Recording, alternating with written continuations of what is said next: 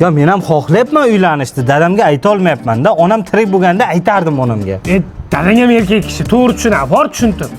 Haqiqatan borib aytaman. Bor. Dada, Ha?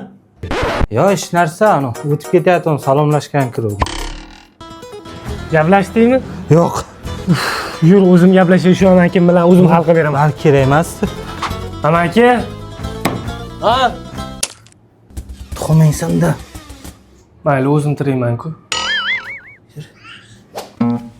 Dada, Ha, onamga necha yoshda uylangansiz?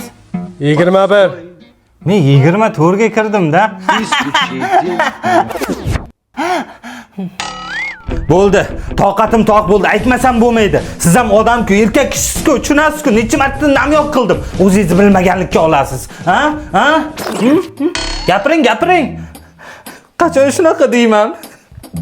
Kim baqiryapti? Televizor ko'ryapman. Hojatxonadami?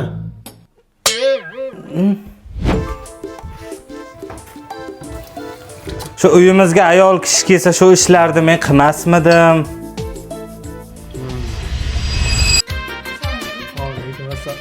Nima xafasan? Ayol kishi kerak bu uyga deding, olib keldi. Kelin kerak deding, kelin keldi. Yana nima kerak senga? Dadasi qaroring. Hozir xotin onang chaqiryapti. Onam emas,